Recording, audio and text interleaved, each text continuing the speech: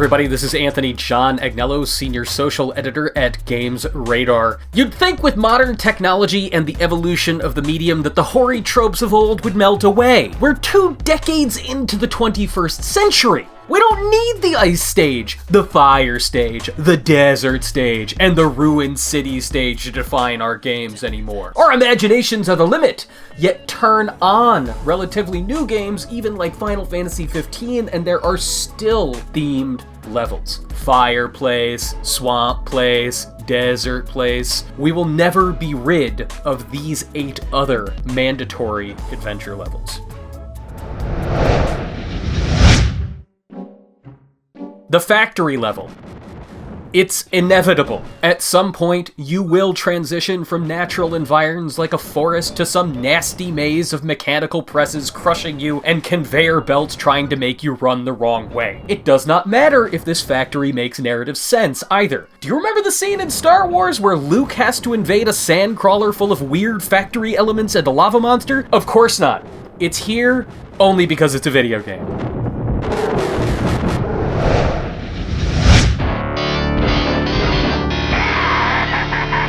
The slum level. Somehow video games never got over the 70s B-movie trope of some muscle-bound freak invading an impoverished neighborhood and beating the ever-loving crap out of everyone there.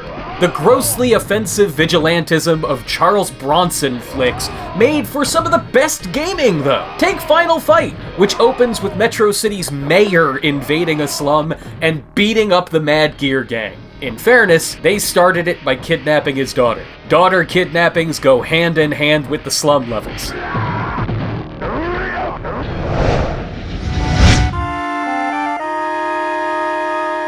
The brothel level. You can practically hear the cheesy synth saxophone in your head right now, can't you? The brothel level is not quite as common or as slippery as the ice level, but it crops up regularly from the 80s up through more recent series like The Witcher. Unsurprisingly, considering how sex makes people simultaneously uncomfortable and very comfortable, the brothel is typically a venue for humor, as in Final Fantasy VII, when Cloud has to fend off Don Corneo. This is an upsetting situation, yet it's still funny.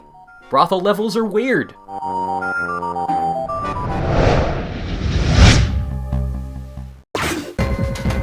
The prison level. The appeal of the prison level is obvious. The threat's ready-made. There are people trying to keep you stuck in this very bad place. Try to leave. The scenario writes itself. Most prison levels suck as a result. Ooh, very spooky horror game. Another series of dirty cells with bad sounds in them. There are inspired prison stages, though, as in Ghost Trick Phantom Detective, where you have to figure out how to not only possess guards, but also lock mechanisms and every part of the prison just to get through a single room.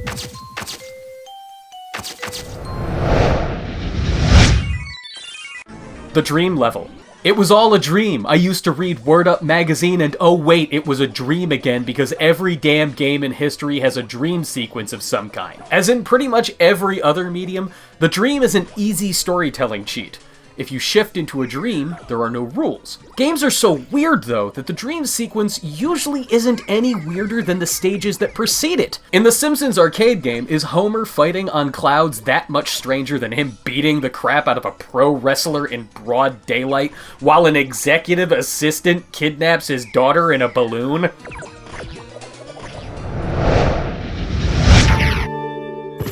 The temple church level. What the church offers that other video game stages cannot is ready-made grandeur. Castlevania Symphony of the Night already trades in Gothic themes, but the chapel in Dracula's castle, with its towering halls and intimidatingly high ceilings, is where it actually uses Gothic architecture to foster atmosphere. It works well, too. A real church or temple, regardless of religion, uses its scale to instill awe in visitors, and under the right circumstances, it works just as well in games.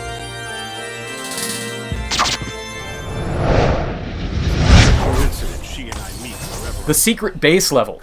Is there a base in video games that isn't secret?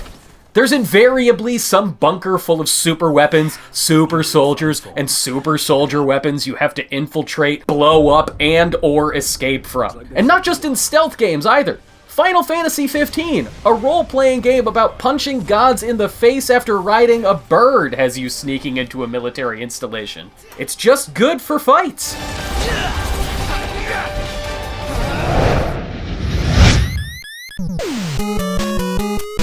The Fortress level. The Fortress, meanwhile, is different from the secret base in crucial ways. Like the secret base, the Fortress tends to be full of dastardly ordnance. The difference is that in a fortress, all the firepower tends to be spiced up with megalomania. In Mega Man 2, Dr. Wily can't just have a big building full of lethal defenses. It has to be a crazy skull building full of monstrous robots, emblazoned with his special initials. That's the difference between bases and fortresses, my friend. Narcissism. If you enjoy this feature and want more like it, follow Games Radar at youtube.com/GamesRadar.